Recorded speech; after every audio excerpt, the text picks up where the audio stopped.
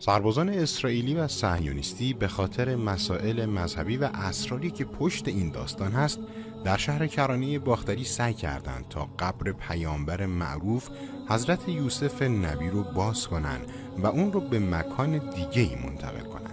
اونها قبر رو باز کردن ولی اتفاق بسیار عجیبی افتاد. اتفاقی که باعث شگفتی میلیون‌ها انسان در جهان شد.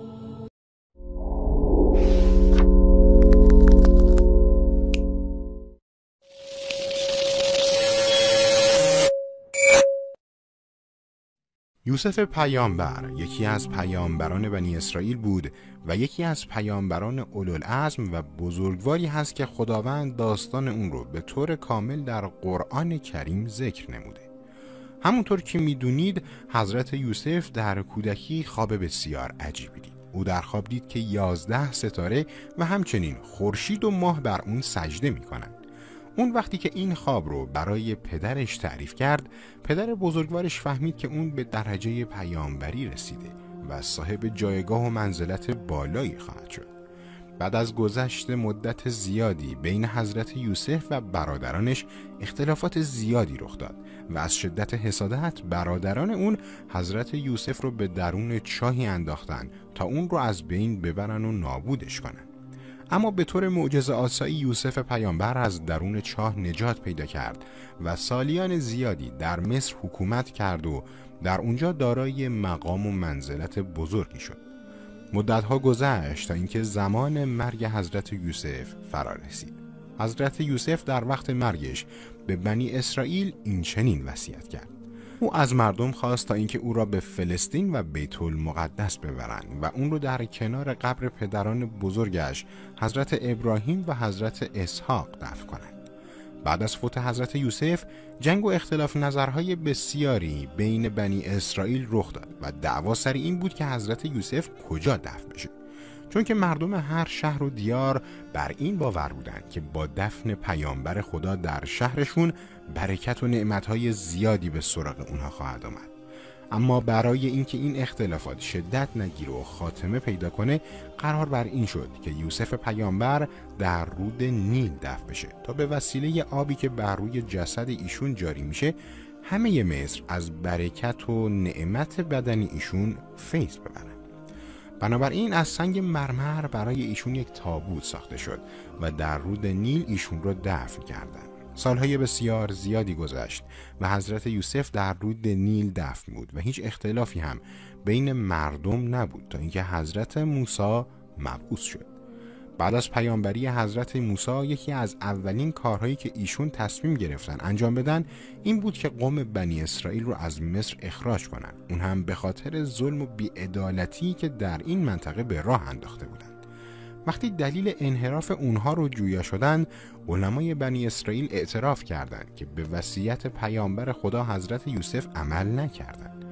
حضرت موسی از علمای بنی اسرائیل دلیل این مسئله رو جویا شد. اونها گفتند حضرت یوسف وقتی که داشت از دنیا میرفت به ما وصیت کرد که حتما جسد اون رو به بیت المقدس انتقال بدیم و اون رو کنار پدر بزرگانش دفن کنیم. حضرت موسی از اونها این گونه پرسید قبر حضرت یوسف کجا قرار داره تا اون رو به اون نشون بدن. علمای بنی اسرائیل در جواب گفتند هیچ کدوم از ما مکان دقیق حضرت یوسف رو نمیدونیم مگر یک شخص، اون هم پیرزنیه که در فلان مکان و در فلان شهر زندگی میکنه. نزد اون برین و از مکان قبر حضرت یوسف با خبر بشین. حضرت موسی نزد اون پیرزن رفت و از اون پرسید که مکان قبر حضرت یوسف کجا هست و کجا دفن شده. اون پیرزن در جواب گفت هرگز مکان دفن حضرت یوسف رو به شما نخواهم گفت مگر اینکه به من قول و وعده‌ای بدهید و بر اون سوگند بخورید. حضرت موسی با تعجب پرسید چه وعده و قولی از من میخواید؟ پیرزن از حضرت موسی خواست تا به اون وعده بده که با حضرت موسی در جنت محشور بشه. اما حضرت موسی به اون گفت کلید در بهشت و جهنم در دست من نیست و اراده خداوند هست که تعیین میکنه چه کسی در بهشت باشه و چه کسی در جهنم. ولی در همون لحظه بر حضرت موسی وحی شد که با این پیرزن وعده بهشت رو از جانب خداوند بده و حضرت موسی هم چنین کرد.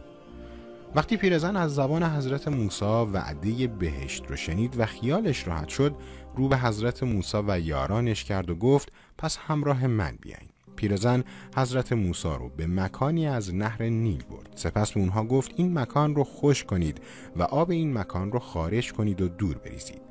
اونها آب اونجا رو تخلیه کردند و اونجا رو حفر کردند تا اینکه به تابوت حضرت یوسف رسیدند. حضرت موسی به اذن پروردگار تابوت حضرت یوسف رو بیرون آورد و تصمیم بر این شد که بدن حضرت یوسف رو در مکانی که بر اون وصیت کرده بود دفن کنند. حضرت یوسف به بیت المقدس منتقل شد. بیت المقدسی که اکنون به نام اورشلیم شناخته میشه و اون رو در کنار قبر پدر بزرگانش حضرت ابراهیم و حضرت اسحاق دفن کردند. سالهای زیادی گذشت تا اینکه به سالهای اخیر رسیدیم و رژیم صهیونیستی در فلسطین حاکم شد. چند سال پیش بود که خبری در رسانه‌های عربی منتشر شد مبنی بر اینکه اسرائیلی‌ها تصمیم گرفتن قبر حضرت یوسف رو باز کنن و بدن حضرت یوسف رو به یک مکان دیگه انتقال بدن و دلیل این کار هم قداست ویژه‌ای هست که بدن حضرت یوسف برای اسرائیلی‌ها داره. اونها قصد داشتن در نیمه شب زمانی که تمام مکانها خلوت و بی صدا هست این کار رو انجام بدن، چون خودشون هم میدونستن که تمام این کارها غیر قانونیه و سبب تنش بین مسلمان‌ها و یهودیان میشه.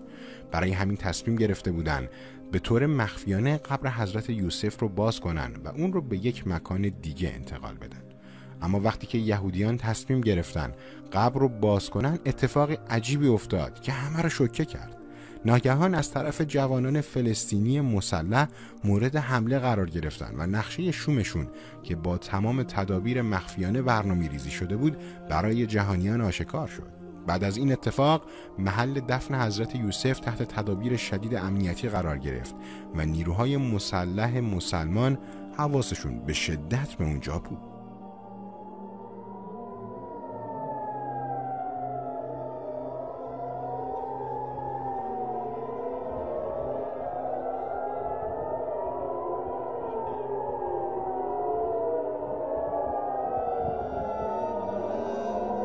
خیلی ممنون که این ویدیو رو تا آخر تماشا کردین و برای بهتر شدن این کانال نظرات مفید خودتون رو توی قسمت کامنت بنویسید و این ویدیو رو برای دوستانتون شیر کنید.